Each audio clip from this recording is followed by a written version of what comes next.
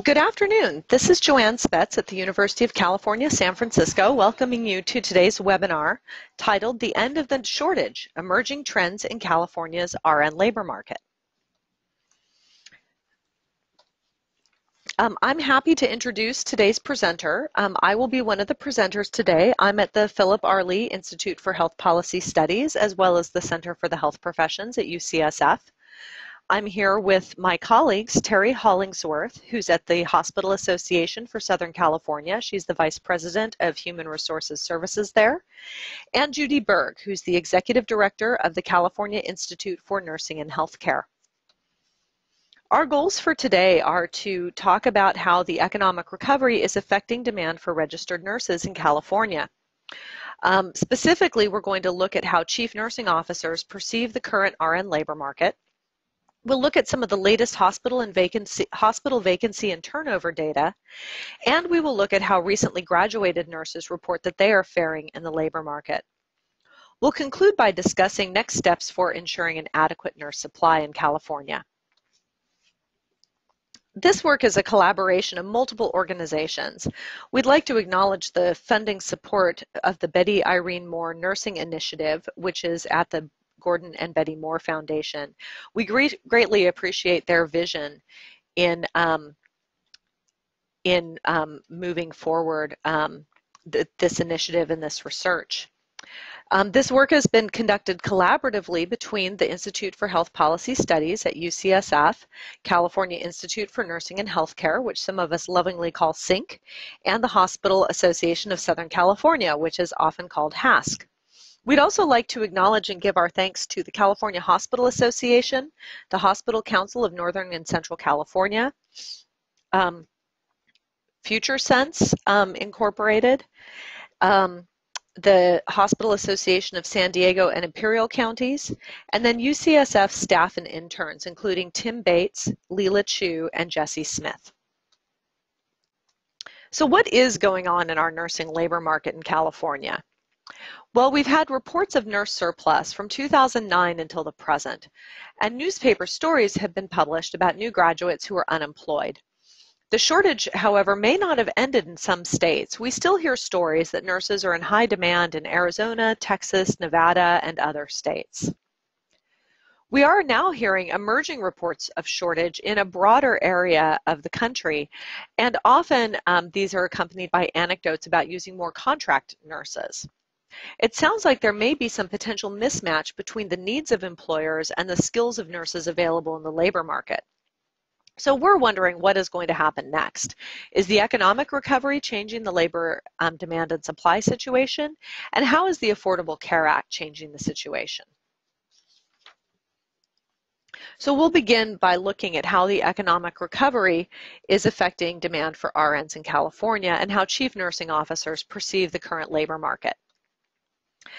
This information comes from a survey of chief nursing officers that we have now conducted for 5 years. This is fielded by UCSF with support from the Gordon and Betty Moore Foundation. It's a web-based survey with an option to return a paper survey via fax or email. The questions have been based on a prior survey that was conducted by SINC, as well as the National Forum of State Nursing Centers Minimum Demand Dataset recommendations. We've conducted 7 surveys overall, 5 annual surveys, and then 2 intermediate surveys that were in the spring of 2 different years. In the fall 2014 survey, we received 207 CNO responses, and then there were 238 HR director responses that were received by HASC from their survey. That will be discussed in more depth in a few minutes. One of the questions that we ask every year to chief nursing officers is their perception of the overall registered nurse labor market. We ask them to respond on a 5-point scale, reporting from a range of high demand, that it is difficult to fill open positions, through it being low demand and that demand is much less than the supply available. So in this chart, the orange and yellow colors indicate shortage and the blue shades indicate surplus. Overall, since the surveys began in 2010, there has been a trend from surplus towards shortage. Now, about 2/3 of hospitals indicate that they're having at least some difficulty filling open positions, which is quite a change from 2010 when the survey was first conducted, and well over half, in fact over 60% of hospitals reported that they perceived that either demand was in balance with supply or that there was a surplus of nurses. There have been notable differences across regions in perceptions of the labor market. This chart presents the average score for each region. A score of 1 indicates an extreme surplus, and a score of 5 is an extreme shortage. A score of 3 would indicate a balanced labor market. There is a greater perception of shortage in the Los Angeles region than elsewhere, while the market is perceived as fairly balanced in the San Francisco area. Across all regions, the perception of shortage rose between 2013 and 2014. This indicates that the labor market is offering more jobs for nurses in all regions of California. The differentials between 2013 and 2014 vary by region of the state. So in the San Francisco Bay Area, for example, we saw a greater surge in demand than we did, say, in the Inland Empire. This chart indicates differences are the perceptions of demand for experienced registered nurses. In 2013 and 2014, we asked hospitals to report their perceptions specifically for experienced nurses and separately for new graduate nurses, in addition to their overall perception. So this chart has the same scaling as the prior chart. Across the state, you can see that employers perceive a shortage of experienced registered nurses. This is indicated by the average scores being above 3 and, in some cases, over 4. These perceptions of shortage are strongest in Central California, Los Angeles, Sacramento, and north of Sacramento, as well as the Inland Empire. The southern border counties and San Francisco area are closer to a balanced market, but there is some indication of shortage in these areas as well.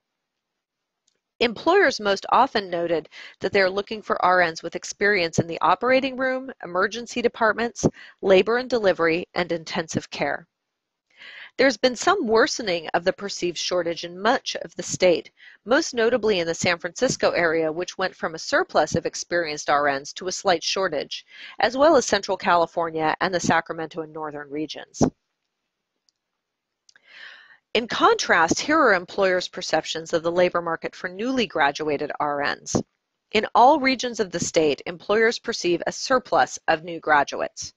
This surplus is the greatest in the San Francisco Bay Area, followed by the southern border counties and Los Angeles. There's less of a surplus in Sacramento and in the northern counties of the state. Even though these reports of surplus are a serious problem for new graduates, it's worth noting that the labor market appears to be improving for them. Across all regions, perceptions of surplus lessened between 2013 and 2014. This chart presents the differences between rural and urban areas of California. In general, the rural regions of California face more of a shortage than do the urban areas. Rural California has reported at least a bit of a shortage throughout the past 5 years, even through the recession, and now is pretty clearly in a shortage situation, at least for experienced nurses. On average, urban regions have had a surplus and are now just starting to show a bit of a potential shortage. We also asked chief nursing officers about the difficulty of recruiting nurses compared to the prior year. Most employers reported that recruiting in fall 2004 was more difficult than in 2003 for most of the nursing positions listed here. Nearly 41% said it was more difficult to recruit non-staff RN positions in 2014, while only 5% said it was less difficult. Those non-staff RN positions include things like case management, care coordination, frontline management, and administrative roles. Now that said, recruitment was more often reported to be easier in 2014 for licensed vocational nurses, nursing assistants, and nurse anesthetists. So in those particular occupations, the hiring and recruiting situation for hospitals got somewhat better, whereas for almost all of the other occupations, it's become more difficult.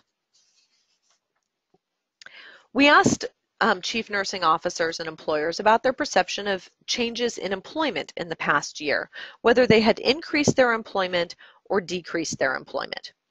More than half of employers reported that their employment of staff registered nurses was greater in 2014 than in 2013, and more than 1/3 now employ more nurse practitioners than last year. LVN employment was reported as lower for nearly half of hospitals, continuing a long-standing trend towards lower employment of LVNs in hospitals. For the first time in 2014, we asked employers about their changes in RN hiring for different types of hospital departments. Nearly half of hospitals reported increased employment between 2013 and 2014 in inpatient care units. Only 6% reported less employment in the inpatient care setting. About 1/3 had more employment in ambulatory care departments, while about 5% had less employment. Employment in long-term care units and home health departments of hospitals appears to have been fairly stable between 2013 and 2014. Employers were asked if they had any specific hiring requirements for their open positions. About 15% said they had no specific requirements beyond a RN license in 2014, compared to 2011 when they said that they had, that 21% of them said that they had hiring specific requirements for hiring. About 71% said they prefer a bachelor's degree in nursing, while nearly 10% now require a bachelor's degree in nursing. So this is about a doubling of the share that report that they require a bachelor's in nursing over the past 4 years. About 60% of hospitals reported that they have a requirement for a minimum number of years of experience, which is an increase from 2011. Employers were asked some questions specifically about baccalaureate education nurses and whether they had plans to increase the share with a baccalaureate degree. 71% of hospitals reported that they plan to increase the share of nurses with a bachelor's in nursing. This was 66% in 2013. And more than half of hospitals that said they are planning to increase the share have a target of having more than half of their workforce be baccalaureate educated. Nearly 12% reported that they require that newly hired RNs have to obtain a bachelor's degree within a certain amount of time. More than half require a bachelor's degree for promotion beyond the staff nurse job title. And just about 1/3 differentiate RN salary by the educational degree. Nearly half differentiate RN salary by advanced certification. Hospitals were asked about the challenges they face in increasing the share of nurses that they employ that have bachelor's degrees. The most common barriers to increasing the share of nurses with bachelor's was that there was a low supply of BSN educated nurses in the community, that there was a lack of tuition reimbursement funds available at their hospital, that there was a lack of funds to provide nurses with financial incentives for completing their bachelor's degrees, and a lack of interest among registered nurses. Of course, we have no way to ascertain from these data whether the lack of interest among nurses is because they do not have financial incentives or tuition reimbursement, or if the lack of interest is influencing the other factors. It should be noted, though, that the Institute of Medicine recommended in 2011 that we strive to have an increasing share of registered nurses attain baccalaureate degrees, not necessarily enter the profession with bachelor's degrees, but ideally that 80% of registered nurses have baccalaureate degrees in the future in order to meet the future healthcare needs of our population. Employers were asked about their overall hiring expectations for the next year. The rightmost bar is from the 2014 survey, when nearly half of hospitals said that they expect that they will do more hiring this next year than they did last year. There's been a trend towards more hiring as the economy has recovered, which bodes well for nurses who are looking for work. The reasons, going back to that slide, the reasons most often cited for expected growth in hiring are an expected increase in the patient census and an expected increase in the acuity of patient illness. Employers were also asked about expected RN hiring for the different care settings about which we asked, as you saw in a previous slide. The expected increase in home health hiring is particularly notable here. Note that there was not an increase in hiring over the past year, but employers expect there to be an increase in home health hiring over the next year, or at least nearly 1/3 of them do. Note also that the share that expect increases in hiring for ambulatory and inpatient care are roughly equal at about 42 to 43% over the next year. Long-term care hiring, however, is expected to stay pretty stable for most employers. Employers were asked about their plans to hire newly graduated nurses, as well as their past experience hiring newly graduated nurses. The green bars on this chart, or the green sections of the bars on this chart, indicate the share of employers that indicated that they had hired newly graduated nurses this past year. In 2014, about 83% of hospitals said that they had hired new graduates in the prior year. Only about 10 or 11% said that they never hire new graduates, and 6.5% said that they normally hire new graduates but didn't do so this past year. Employers were also asked about, we were able to estimate the percent of new hires that were new graduates. Among full-time registered nurses, you see that there was a decline over the past 3 years. So although hospitals report that they are hiring more new graduate hiring is still a smaller share of overall hiring than in 2012 and 2013. This indicates that the hiring of experienced registered nurses is accelerating more than the hiring of new graduates. This is consistent with the perception of a shortage of experienced nurses, but a surplus of new graduates. Some hospitals are hiring newly graduated registered nurses into non-RN role jobs, sometimes with an expectation that the new graduate might have an advantage when applying to an RN job at the hospital later. Most hospitals are not doing that, but about 32% indicated they were doing that in 2014, which was a slight increase from 29% in 2013. This can be a very challenging situation to be managing nurses, registered nurses, in roles where they are not allowed to use their registered nursing skills because of the legal nature of the position that they are in. We've also heard anecdotally of some cases where those nurses working in non-RN roles are then passed over for RN jobs that open up because their RN skills have not been kept up to date in these non-RN roles. Some employers are trying to address the surplus of new graduates by offering residency programs for new graduates who are not guaranteed to get jobs at the hospital. So these are different from orientation programs that are offered for people who have been hired. These are really programs that are intended for non-employees. 39 hospitals of those that responded to us indicated that they had residencies for new graduates who are not guaranteed to be hired. The most common capacity of these programs was around 20 to 30 new graduates, and most of the programs lasted 12 to 16 weeks. Nearly 2/3 of them were internally developed, and over 2/3 were paid programs. 77% of hospitals said that between 3/4 and 100% of their residency completers were hired after they completed the residencies. And about 14% said they hired only less than 25% of the residency completers. So for many of the people who are completing these programs, this gives them a leg up in the opportunity to get a job at the hospital, although they are not guaranteed that job if they do these specific kinds of residencies. The most common clinical areas for residencies were medical surgical care, emergency, critical care, obstetrics and newborn care, the operating room and perioperative care, and then trailing are pediatrics, neonatal, and ambulatory care. These are very consistent with the areas in which employers report that they are experiencing the most shortage of experienced nurses: emergency, critical care, OR, and obstetrics. Employers were asked about their hiring expectations for new graduates for 2014 to 2015. More than 1/3 expect that they will increase their hiring of new graduates over the next year, while about 8% expect to decrease their new graduate hiring. This is an improvement in expectations of new graduate hiring as compared with the prior surveys. So this bodes well for new graduate hiring, although this is still a relatively small share of hospitals that indicate they expect more hiring of new grads. For those that do expect to hire more new graduates, these are the reasons most often stated for those who expect to increase and who expect to decrease.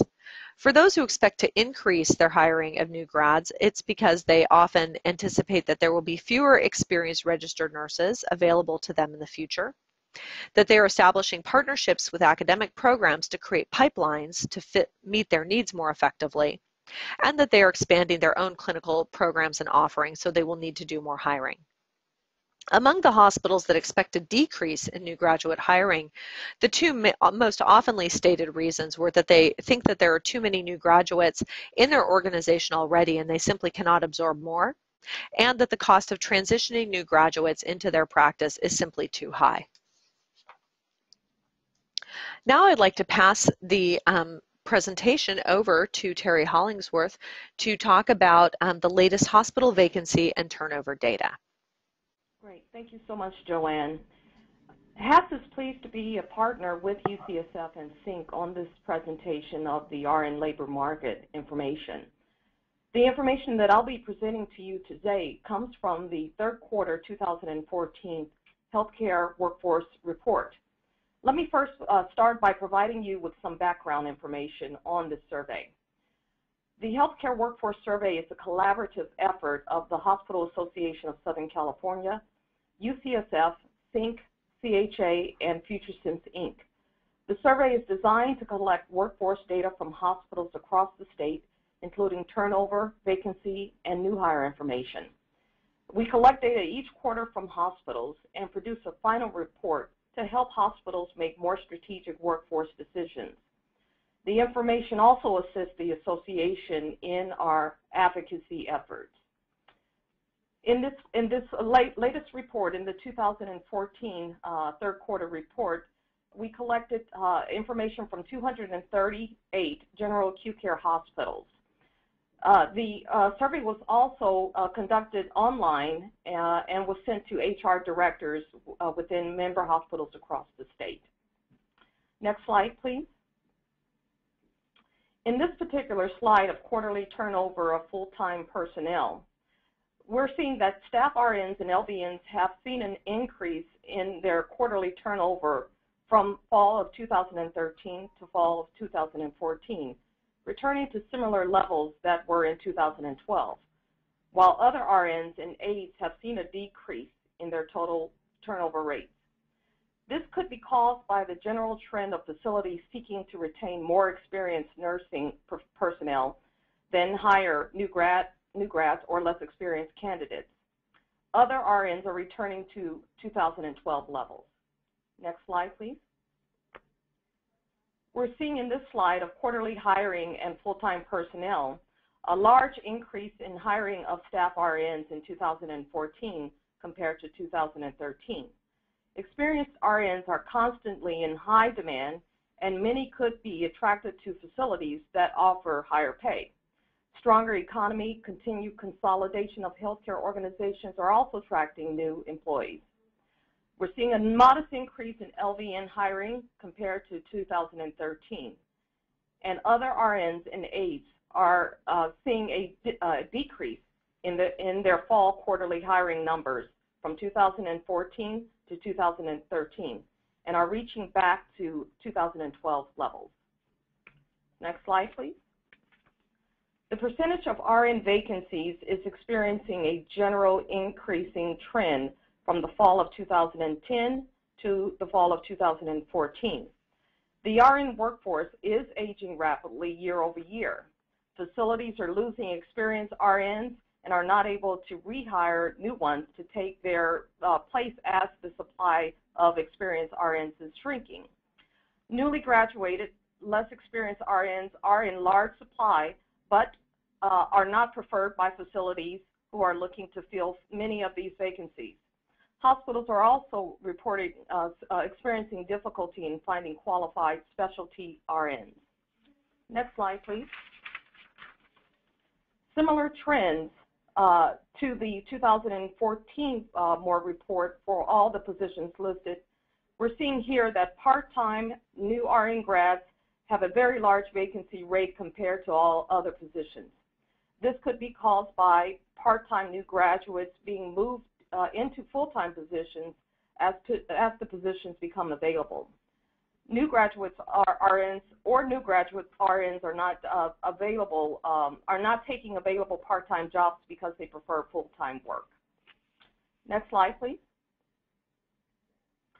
Per diem RNs remain the largest percent of total staff out of the three since 2010, with a slight decrease from 2012 to 2014.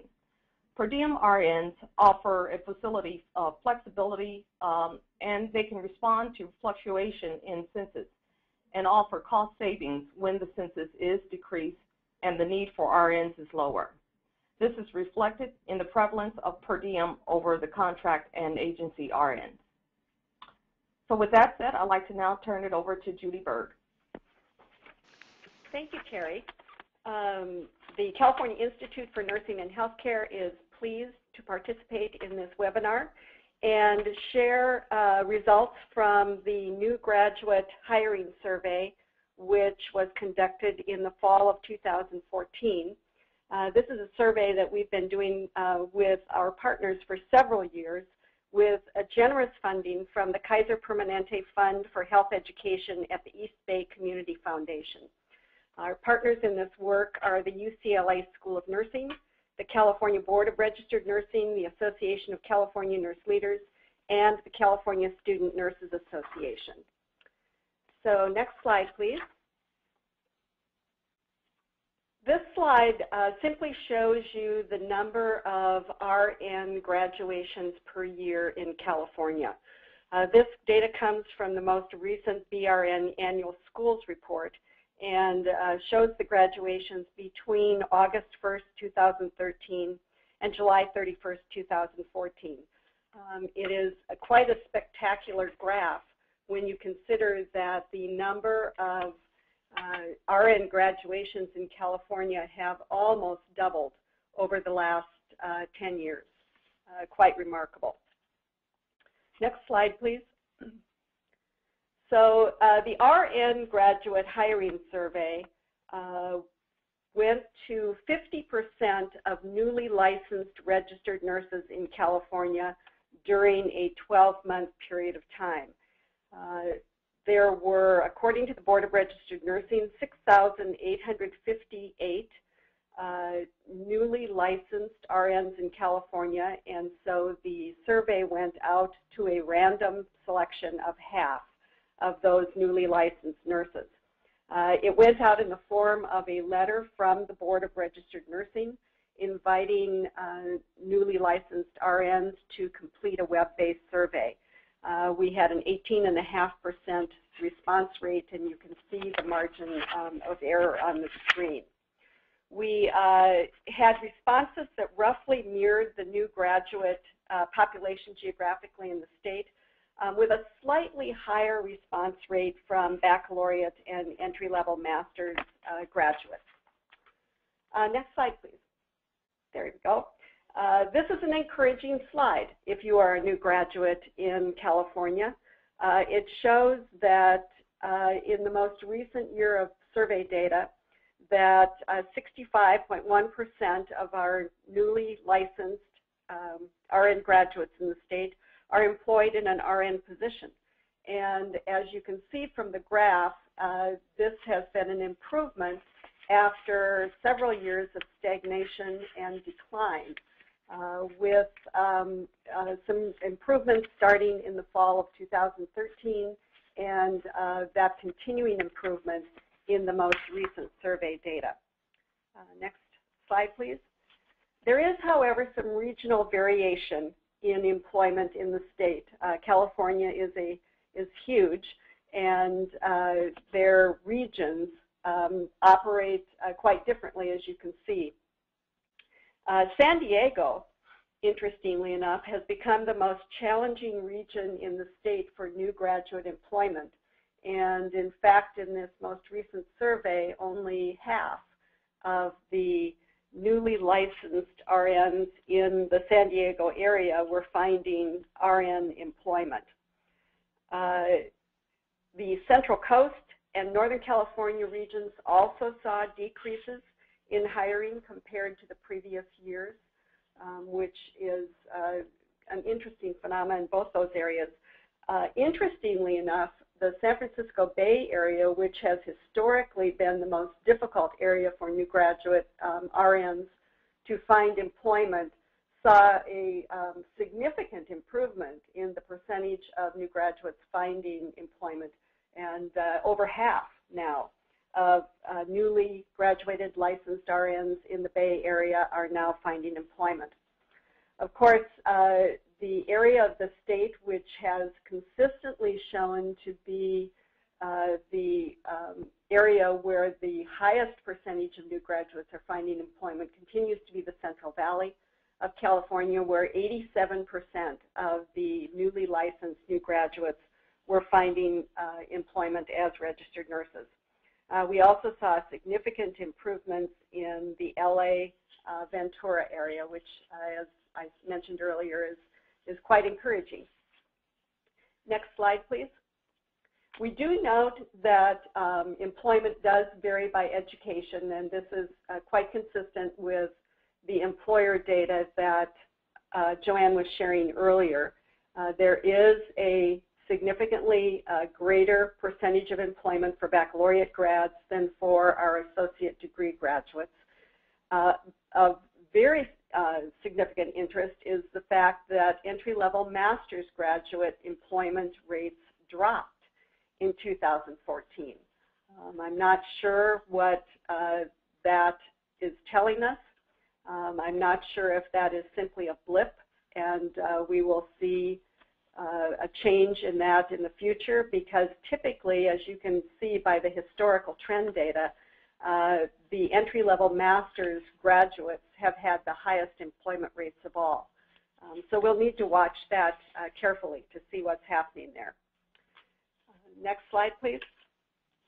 This shows employment settings of new graduates, and I do want to note that there was a change in how the question was asked between 2013 and 2014, and it reflects in this particular graph in terms of the setting itself. In 2013, we asked about employment in acute care areas of hospitals.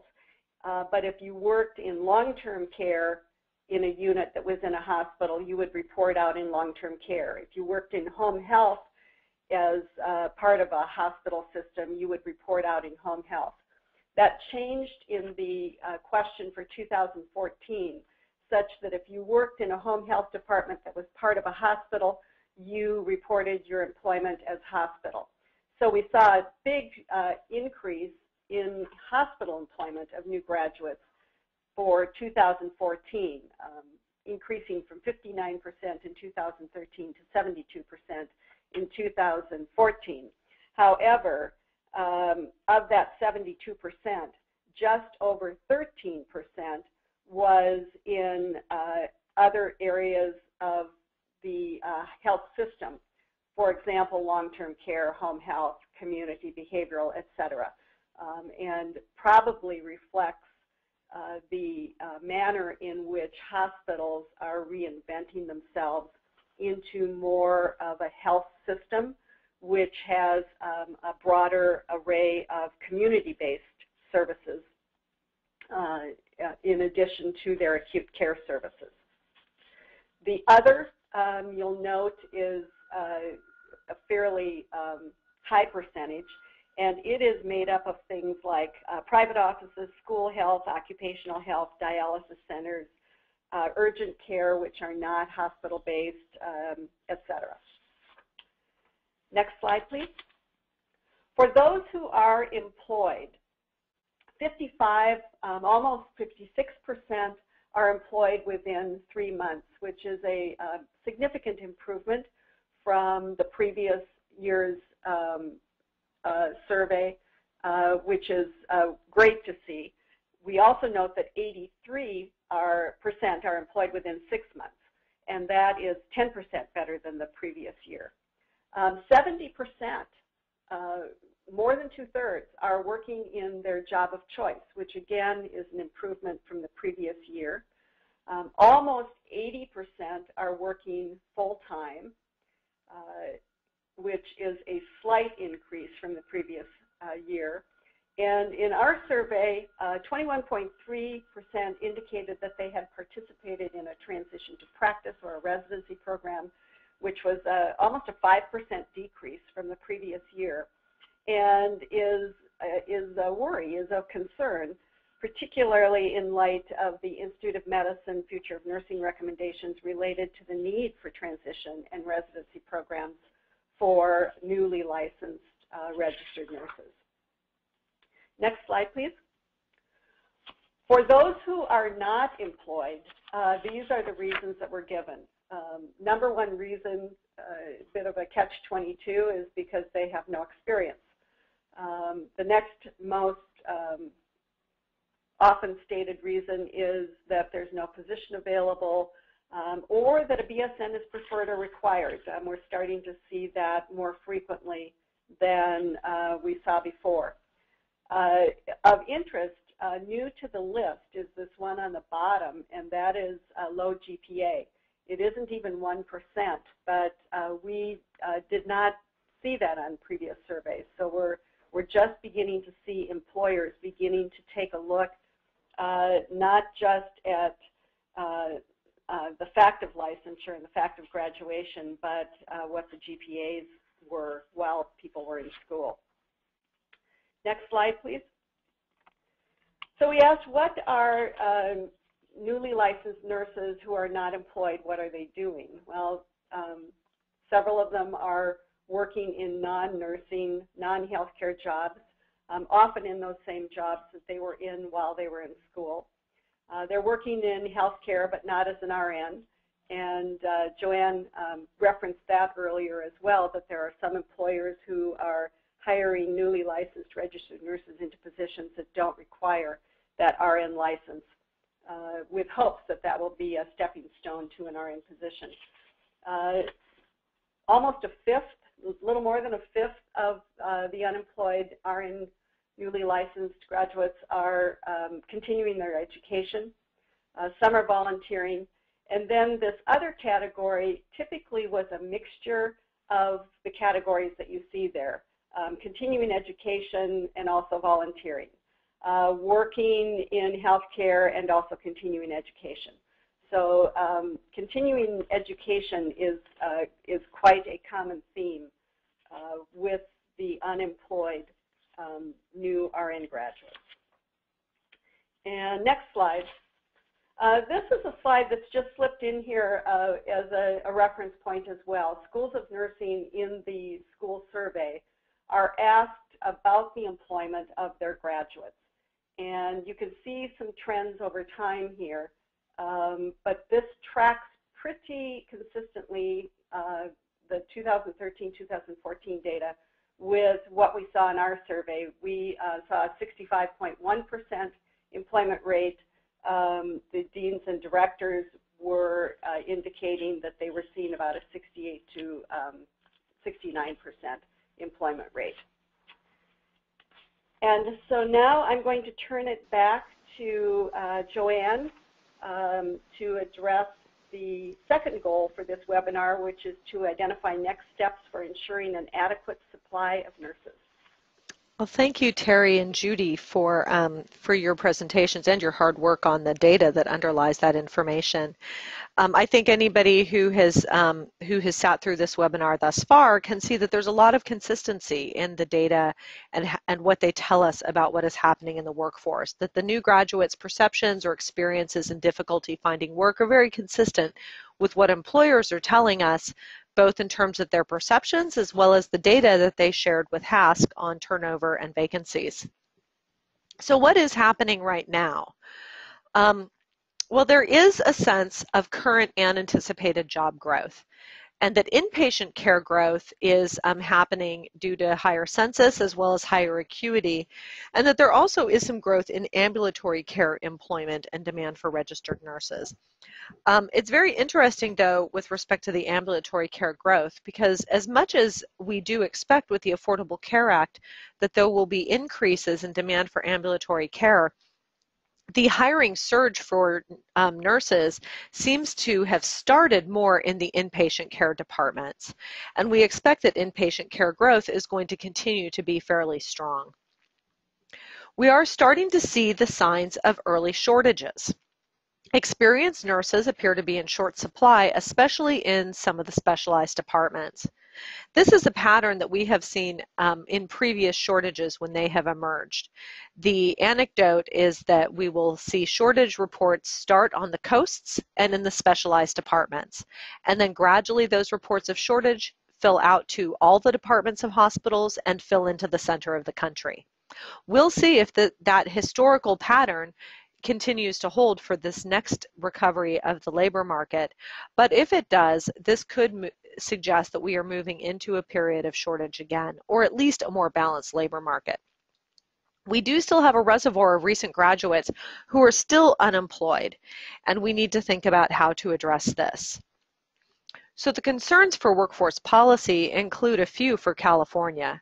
One is whether recent graduates who can't find work in this state will leave California permanently.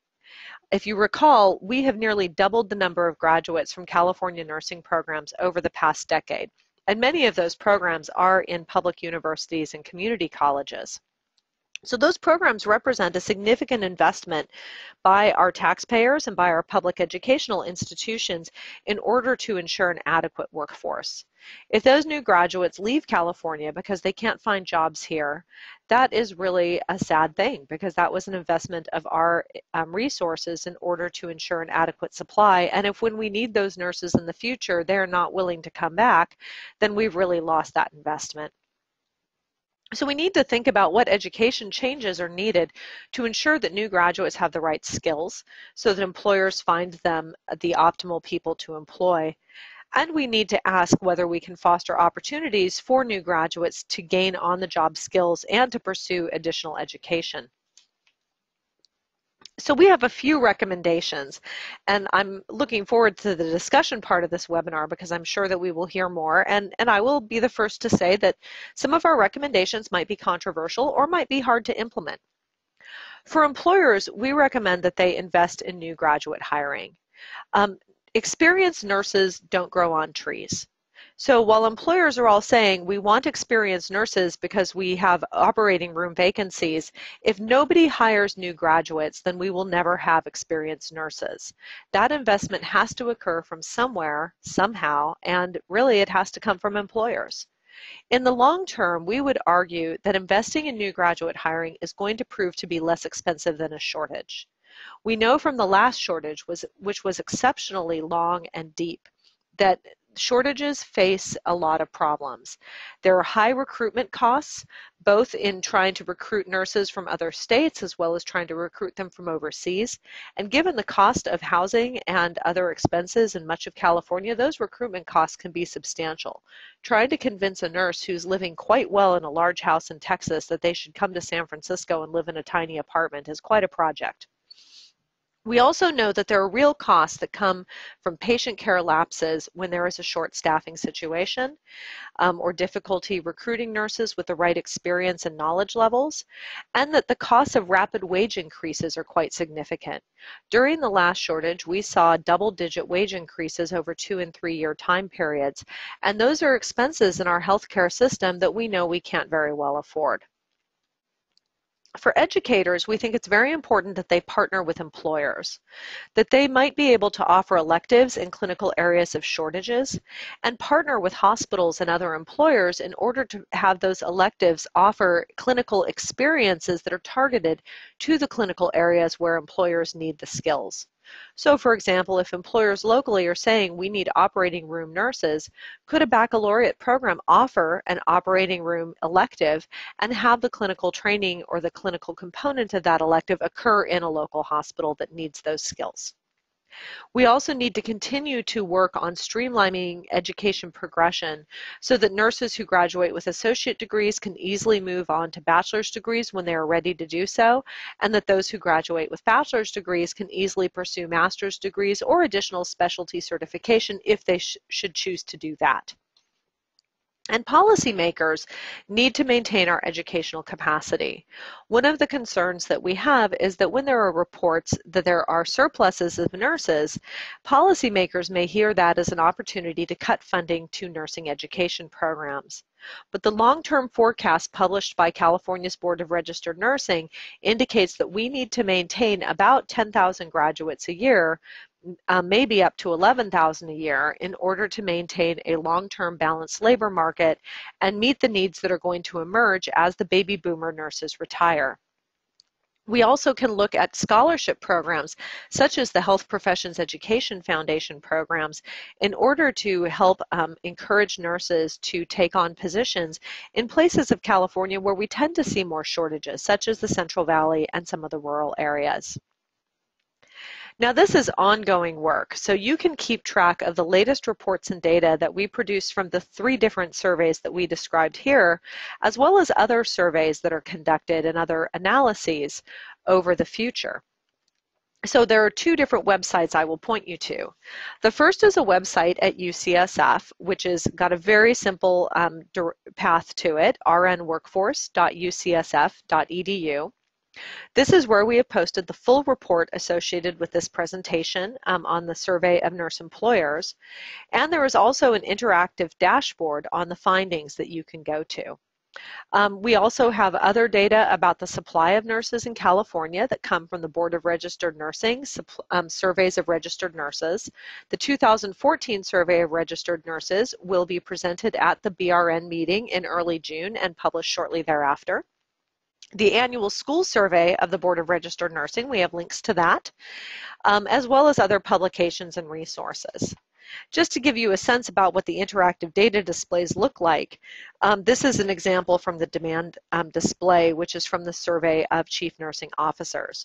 So this is the data on a 1 to 5 scale, and you can select a region of California by clicking on it, and then it will give you the overall demand, the demand for experienced nurses, and demand for new RN graduates, as well as other statistics by region of California, for all of these different data measures that we have available.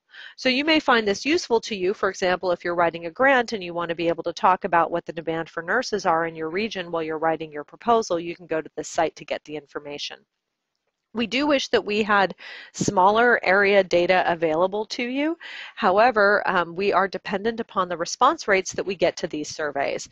So this is the greatest level of detail that we're able to provide at this time, but perhaps in future surveys, as the response rate goes up, we'll be able to provide more detail. The other website I strongly recommend you take a look at is that of the Board of Registered Nursing. They have numerous reports available on their website. They have been really a national leader in supporting data collection. What I will point out with respect to their website is that the publications are a little bit hard to find.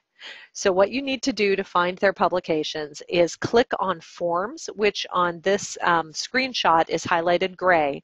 And when you click on Forms, you will actually get a list of options below that that include publications and forms. And when you click on publications, then you will get to this page that I am showing you here. From this, you can get the annual school surveys. And when I took this screenshot, the 2013-14 annual schools report had not been posted yet, but it was just posted a couple of days ago. You can also get the biennial RN survey and the forecasting reports, which will be published this summer, as well as other information and reports published by the board. So the annual schools report also includes a public use Excel workbook that you can use to summarize the data by region, by type of program, and other characteristics. The RN surveys are conducted every 2 years, and there are full reports as well as a link to a web page that has summary data and the ability to get regional and other cuts of the data.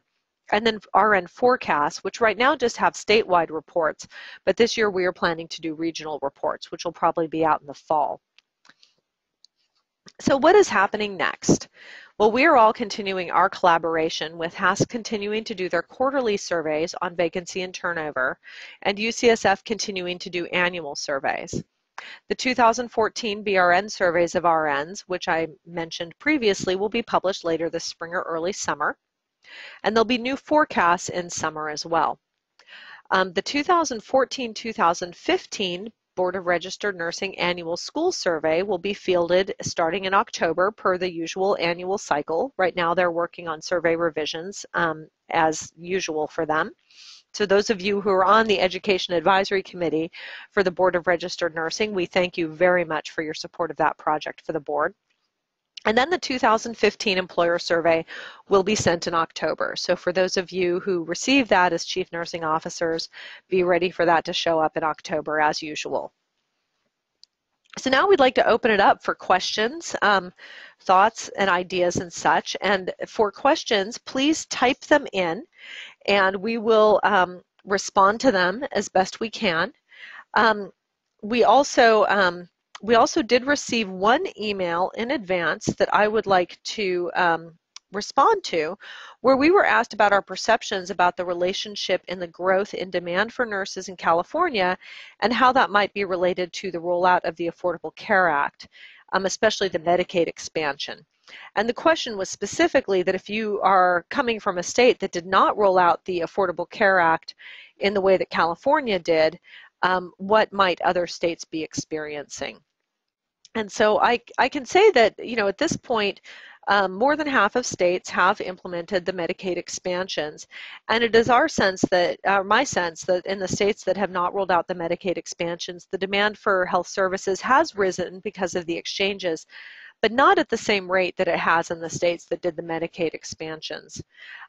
Those states also, without Medicaid expansions, are having more financial pressure on hospitals because they have concerns that without the Medicaid expansions, that the funding for uncompensated care is going to shrink and they won't have Medicaid funding to compensate for that. So their hospitals might be under more financial pressure. Judee and Teri, have you heard anything in this area? I haven't. This is Judy. I have not, although it's a fascinating concept that would be interesting to watch. Particularly a state like Texas, which is similar to California in some ways in terms of the percentage of Medicaid eligible or Medi-Cal, if you will, to watch what is happening on the provider side in terms of capacity and whether or not those states have prepared for those increases in capacity. Certainly we're seeing that in California. We're seeing a growth in our community clinics. We're seeing a growth in our ambulatory care settings. We're seeing a real expansion of home-based care, if you will, use of technology. All of these things that expand capacity is really moving at a fairly rapid pace in California. Now, how that compares to a state like Texas or another that does not have that state exchange and maybe doesn't have as large of an influx of patients coming under insurance plans, it would be a very interesting comparison, I think, to make. Right. And this is Teri, and what I'm hearing from my end is the need for better care coordination. What hospitals are having that conversation right now as we speak, and with specific emphasis on the case manager. I know that we've heard reports here at the association of the lack of qualified case managers, and so we will be monitoring that issue over time, but that's what I'm hearing in terms of how to better coordinate care in response to the ACA. Great. So I'm just going to go through these questions in the order that they came in. So I think this first one is for Judee. What resources do you recommend for new graduates to search for available residency programs? I wish I could say that there was a centralized repository where newly licensed nurses could go to see all the residency programs in the state. Unfortunately, that is not the case. And the search needs to happen employer by employer and school by school. Some transition programs are school-based and some transition programs are employer-based. So it would be important, I think, to search in both of those areas. So looking in the geographical area where you reside, looking at both the school websites and the employer websites to see if residency programs are offered. We get multiple email messages and calls in our office here at the Institute asking about residency programs. And that is one of the things that we have talked about is the need for some kind of a centralized place where people can get information about residency programs available throughout the state. But at this point in time, unfortunately, it doesn't exist. Thank you, Judy. So another question was asked that is for you, that indicated or asked that regarding the slide of new RN hires getting jobs about 65% this year, the extent to which those data were a reflection of the population that responded, especially since baccalaureate and entry-level nurses were more likely to respond. And, you know, I think that you answered this question in a later slide where you did report that employment rates do vary by education. That said, 62% of associate degree nurses were reporting that they were employed, and 70% of the new baccalaureate nurses. For entry-level masters, the rate had dropped down to 58% reported that they were employed. What, Judy, I imagine that you didn't ask this, but that some of those entry-level master's nurses who were not employed perhaps had made the intentional decision to not work while they finished up the master's degree component of their education. Do you think that might be the case? It's possible. I really, it was such a departure from what we've seen in the past that I really almost hate to speculate, because it just inherently doesn't make sense, because for several years we have seen the highest employment rates of all among the entry-level masters. And to now see that drop below an associate degree licensure level, it just seems nothing about it fits what we have seen with past data. So I really am stumped on that one, to tell you the truth. I would love to hear some explanations for it. Yep, some of that could be geographic as well, and that many of the entry-level master's programs might be in the exact markets where there is less hiring of new graduates, such as the San Francisco Bay Area and the San Diego area. That's absolutely possible, Joanne, but that's not different from last year. That's true. I mean, we haven't had a big increase in entry-level master's programs in those more challenging employment regions. Yep, and that differential, I will note for people listening, is larger than the margin of error of those two surveys, so that really does represent a significant change. A little bit depressing. So let's see. Yes, and I would love to know more about that. Yep. So let's see, question was asked about how California compares to national data for jobs and the workforce for new graduates and RNs. As far as I can tell, you know, there are not really any states that I know of that have data that is as detailed as what we have been able to pull together in California, thanks to the collaborative work that we've been able to do. But what I can tell from other states is that it really varies by state. Massachusetts, I hear, is very similar to where we are, with a perception of surplus of new graduates, but emerging shortage for experienced graduates. Texas sounds like it's fairly balanced. I was just in Arizona and heard that they may be dealing with some fairly well-balanced market, but maybe a little more shortage. Hawaii is in more of a surplus situation, at least on Oahu. So there's a lot of national variation, but from an education standpoint, nationally, the number of graduates roughly doubled over the same time period, whereas in California, it roughly doubled. So in the long term, The forecasts for the national situation are that the labor market is supposed to be fairly balanced. The estimates are that the national nursing education programs are graduating roughly the number that they need to in order to fill the positions when baby boomers retire. But there is a lot of regional variation. There are forecasted to be some states that will have shortages in the future and some states that might have surpluses in the future. So, yeah, that's Joanne, that's consistent with what I have seen as well. Generally speaking, the South has had higher employment rates of new graduates, for example, than other parts of the country. The West has probably been the region of the country where it has been most challenging for new graduates to find positions.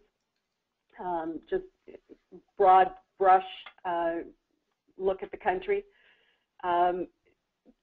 Not exactly sure what that is. The West is also, you recall, the part of the country that has the fewest RNs per capita, generally speaking. So there are those differences as well taken into the mix. But I think we're starting to see some shifts happen nationally, although moving more into this place of being in balance, I think, is an accurate way to state it. okay. Let's see. We have one person who asked us to comment on a study that was published by Jurashek and colleagues in 2012, in which those authors reported that the shortage of RNs will worsen over the next 2 decades. They estimated that California would have a shortage between 165,000 and over 200,000 nurses by 2030. And how does that fit with our estimates? You know, I can tell you that that is way off. We only have about 450,000 licensed nurses in California. So how we end up with a 50% shortage over the next 15 years is completely mystifying to me. I think I glanced at this paper when it was first published, and I would instead, with respect to looking at nursing supply and demand modeling, I would encourage you to take a look at other published forecasts, such as those produced by the U.S. Bureau of Health Workforce. There is also a report that came out of Georgetown University's Center for, I think it's called Education and Labor. And I think the methodology in those is has a longer track record, and that those reports are probably going to give you more information. Between the two, it's important to note that the federal forecasts from HRSA began their analysis with the assumption that the labor market was balanced in 2012. And then based on that assumption, projected forward supply and demand. One of the shortcomings of that method, obviously, is that if you think that your labor market was in a surplus in 2012 or was in a shortage in 2012, then the projections forward are going to either be too much leaning towards a surplus or a shortage, depending on what your starting point was relative to that assumption. But overall, given the data that I've looked at in more detail for California and also for Hawaii, I think that those forecasts are pretty good. And they are very similar to the forecast published by our Board of Registered Nursing. We've been asked whether there has been consideration of integrating residency programs into the nursing curriculum as a 5th year for baccalaureate degree nurses or a 3rd year for associate degree nurses. The person who asked this question noted that controversies have focused on costs. However, it may be better to invest in 1 more year of education than being unemployed after graduation. Judy and Teri, do you have any thoughts about that? This is Judy. That's a very creative idea. I actually have heard that before, and for a variety of reasons, it's not gotten legs. However, we are currently in a statewide process of updating the California Nursing Education Plan. And there are multiple work groups working on various pieces of the plan for nursing education in California, and transition programs are one of those focus areas. So I am sure that particular idea will get a lot of discussion and debate throughout the remainder of this year. Right, and this is Teri. So we look to sync to respond on matters such as this, so I will take Judy Berg's lead on this topic. So Teri, I think there's a question here that's well directed for you. Somebody asked if hospitals at this point appear to be increasing or decreasing the number of beds that they have staffed because of the Affordable Care Act. We're not seeing a consistent trend at this point. I think that hospitals are still trying to reorganize themselves, but in terms of seeing a consistent trend one way or the other, I cannot say that we are seeing that. Okay. Let's see. Continuing on the theme of being asked to comment about prior published shortage projections, we were asked about the publication from Peter Buerhaus, David Auerbach, and Doug Steger that was published in 2009, where their projections of nursing shortages indicated that we may have a very deep nursing shortage looming in the future as the economy recovered. And that study, I know it quite well, that study used data through about 2007. At that point, the nursing schools across the country had not yet reached doubling the capacity of education. So given where education was in the United States at that time, that was a perfectly reasonable forecast.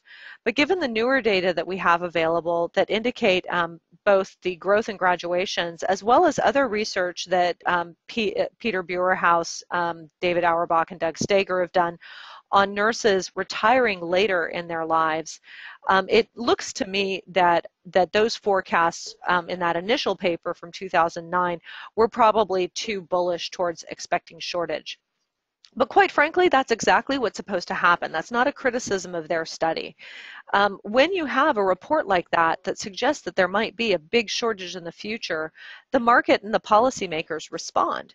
Nursing schools expanded, policymakers put more money into nursing education, and therefore we are able to avert the kind of disaster that those authors forecasted could occur.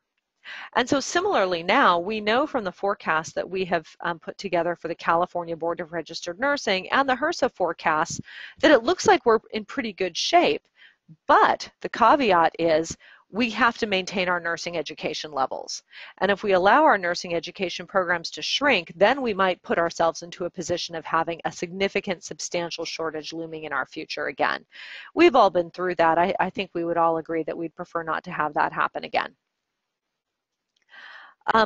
I agree with everything you said, Joanne. I think we have to really be vigilant about watching the capacity of our nursing programs to make sure they don't decrease, particularly since some of the expansion happened with soft money, happened with grants, happened with funding from local employers, and as new graduates have experienced difficulties finding employment, some of that soft money has dissipated, and there is some small evidence of some programs decreasing their enrollment as a result.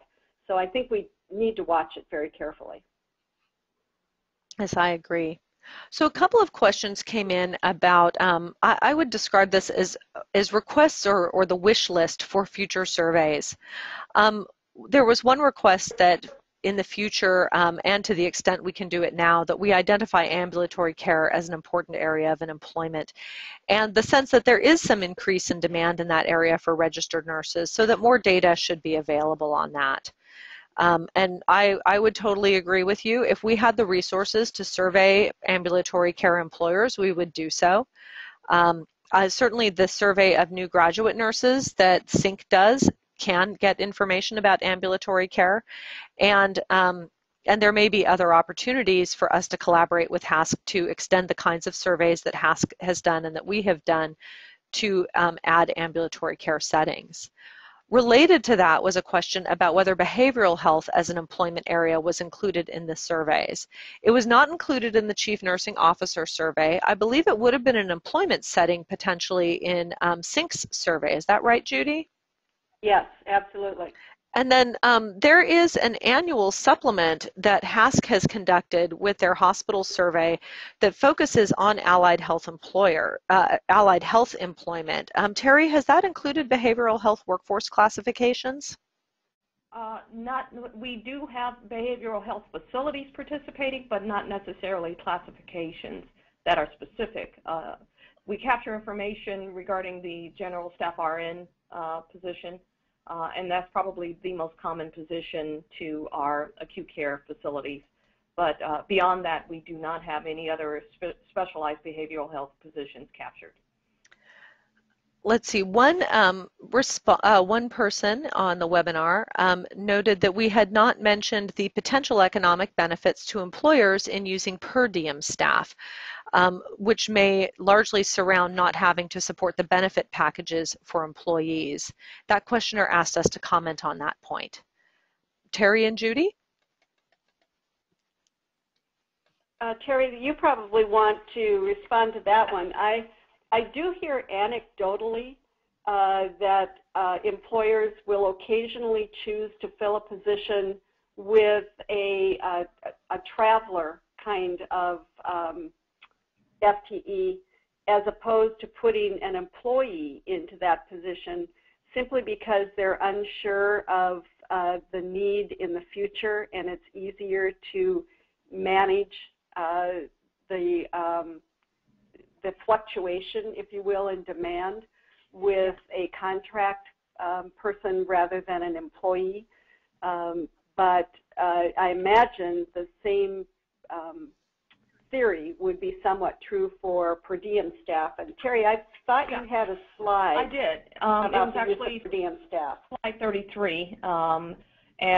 We did note that the per diem RNs remain the largest percent of the total staff out of the other three categories that we captured on that particular slide. And the advantages to the employer is that they could respond to fluctuations in the census, and it also offers a cost savings when the census is decreased, or and for the need and the need for RNs is lower. So there are definitely some advantages to using per diem over contract or agency RN.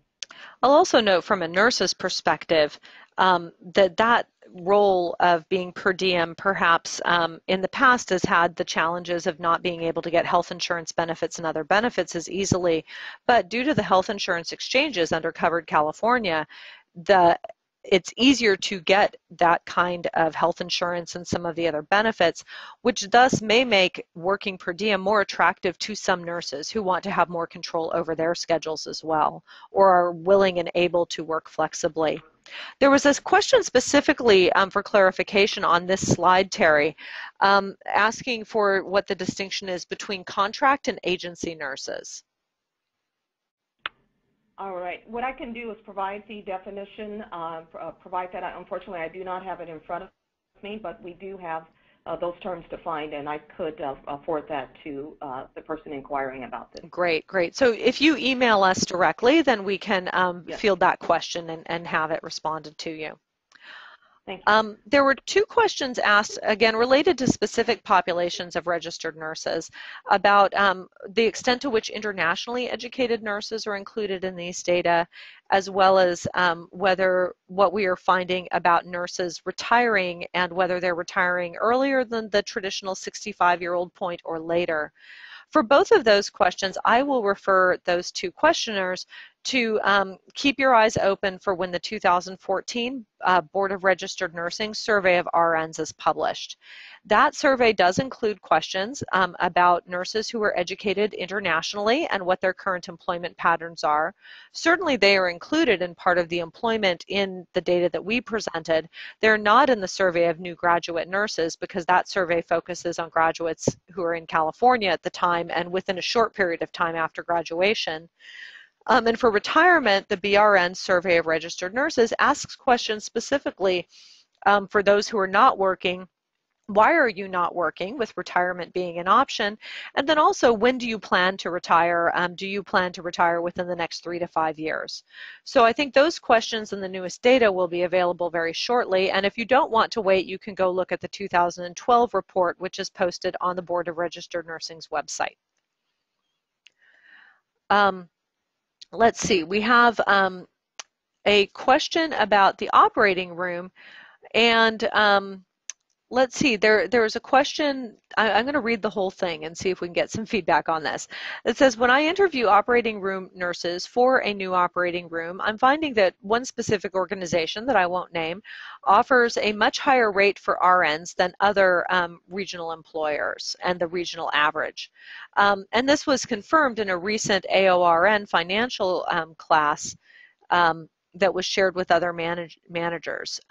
So what employment incentives are working with hospitals that find that they might not be able to offer the highest possible wages, but they want to do recruitment where they know that there's somebody else in their market that's a wage leader? I don't have any specific answers to that. I'm wondering if Judy and Teri have heard anything. Well, yeah, the most I can say to that question is that our hospitals are constantly making sure that their market pay is competitive, and with that, they make a compensation decision on what to offer positions, and you'll see some variation by region. But in terms of how one organization can offer more than others within a particular geographic area, you know, again, that's a personal decision. That's a decision that each organization needs to make in terms of what they need to do in order to recruit and retain their employees. There may be something more to that question, but I would need to hear more from the person posing the question. Great. I would only add to that there's a fairly robust body of evidence in the literature that talks about employee retention and the kinds of things that are appealing to employees. And of course, we all know that money is not number one on the list. It's certainly important, but it's not number one on the list. So I would encourage the questioner to go to the literature to see what's there. It's pretty substantial, and I think could be relatively helpful in terms of crafting those recruitment and retention strategies. And of course, now we've got the generational issues that are even more pronounced. So a question was asked about new graduates moving into non-RN positions. A related question would be, what about registered nurses who are new graduates who'd prefer to work full-time but start with a part-time position? Would we recommend that new graduates take part-time or per diem RN positions while they're waiting for a full-time position? My response to that would be yes. Any experience is better than no experience. But Judy and Teri, I'd appreciate your feedback. I would agree. I would agree with the yes response. I would agree with that as well. I think it's full-time is obviously ideal, but it's not unusual for those part-time positions to become full-time. Mm-hmm. Yep. And we have several questions that are related to care coordination and case management. The first is actually an observation that AAACN has a new set of standards on care coordination and will be developing a certification program that will be available soon. So for those employers and nurses who are interested in the field of care coordination, there is some opportunity there.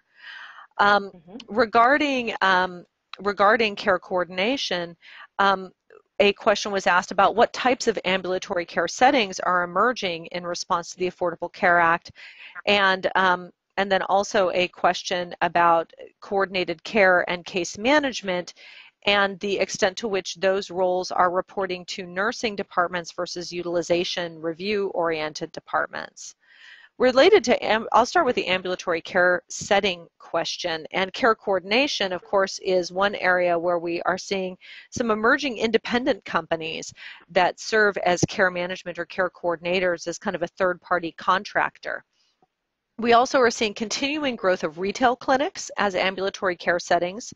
Those primarily employ nurse practitioners as opposed to registered nurses, because the people working in the retail type clinics need to be able to prescribe. Judy and Teri, what other kinds of ambulatory care settings are you seeing emerging in response to the Affordable Care Act, or in general, just due to increasing need to meet patient care's needs, regardless of where the patients are? I think you've covered some important ones. I think there's a growth in the retail clinics, the walk-in clinics. There has been significant expansion of community clinics and rural health clinics, federally qualified healthcare clinics. There's growth in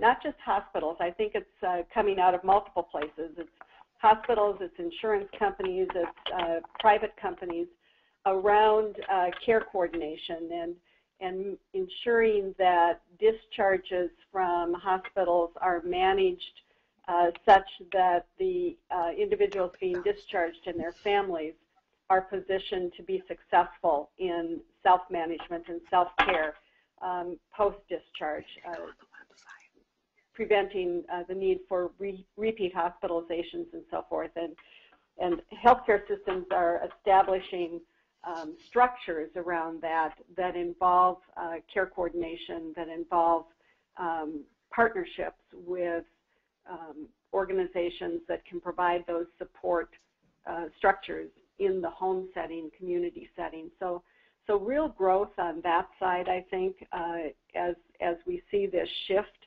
happening from a health system that's been based on providing care to one where healthcare systems have responsibilities around managing health. Right. So big shifts into some of those community roles.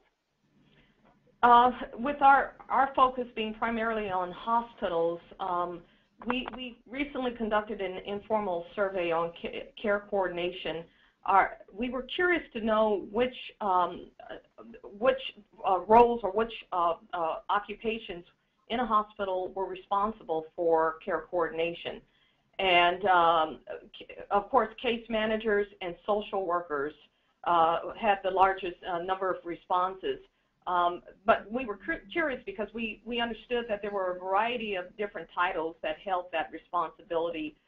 In some cases, you might even see someone titled with the title of patient navigator, or a health educator, or a community health worker, or even someone by the name of a care coordinator with that responsibility within a hospital. But the largest response we've received from our the small sample that we conducted of our member hospitals, the individual responsible for care coordination were the case managers or the licensed social worker. So we're still gathering information on care coordination, how hospitals are structuring this model, and I'm sure by our next year's call we'll have more information to report out on care coordination. So there's an observation related to that, just pointing out that a lot of qualified clinical nurse leaders may be well suited to care coordination roles. So that might be an area for employers to think about in terms of recruiting, is to look at the CNL programs in California. And Joanne, some of those entry-level master's programs are creating those clinical nurse leader positions. Mm-hmm. So a question was asked that I think is very intriguing about the future leadership and management in our nursing labor market. If more new graduates are hired, a concern could be having adequate preceptors and nurse managers that can provide training and support for the new graduates during their transitional period. Judy and Teri, do you have any thoughts about that? I think that is a very good observation. As we bring new graduates into any employment setting, there needs to be that structure around them to support them in their learning journey. And typically that has been some variation on a preceptor model. We have been doing some initial work here at the Institute to develop a virtual preceptor model that could be used as an adjunct to support that learning environment for new graduates or for anyone moving into a new setting, that could be a support for both the preceptor as well as for the learner in that situation, but take some of the responsibility off the preceptor role for having such important responsibilities around initiating new graduates into these new roles. So I think we're going to have to get creative about this. I hear about preceptor fatigue. I hear anecdotally about limiting not just new graduates, but sometimes even students, because of the need to just establish different boundaries around preceptors and the enormous energy that it takes in that role, and yet they are so critically important to the learning experience. So how we can support that role in new and better and more robust ways, I think, is a real important area for us to spend some time working on. Yeah, and I think, this is Teri, I think that there's a really great opportunity for those looking to pursue management level positions. We've been spending here at the association a lot of time and energy focusing on leadership development, and we have a program called Lead Academy that we offer to hospitals across our region that really touches on the fundamental leadership skills that all need to have. And we find that a lot of the nurses attend that program because they have the clinical training, but they don't necessarily have the leadership and managerial skills to really truly be effective. And so in this program, it's not just designed for nurses, but it's for frontline managers and supervisors across the board. And so I think that in order to be successful, in addition, especially at the managerial level, you need to have those clinical skills, but you also need to have those leadership skills as well to be effective. The Association for California Nurse Leaders also holds a Foundations in Leadership conference twice a year. It's a week-long intensive around exactly those kinds of things that Teri is describing. Working with people who are promoted into positions, often because they're excellent clinicians, but giving them some of those leadership and management skills as well. Right. So there was one question asked about whether we have data on numbers of nurses with doctorates in California, and for that I will refer you to two sources of information. One is that the Board of Registered Nursing does a survey of post-licensure RN education programs in the state, and that report from the last survey, the 2012-13 survey, is posted. The 2013-14 survey data should be posted relatively soon. That post-licensure report will give you information about the growth of programs.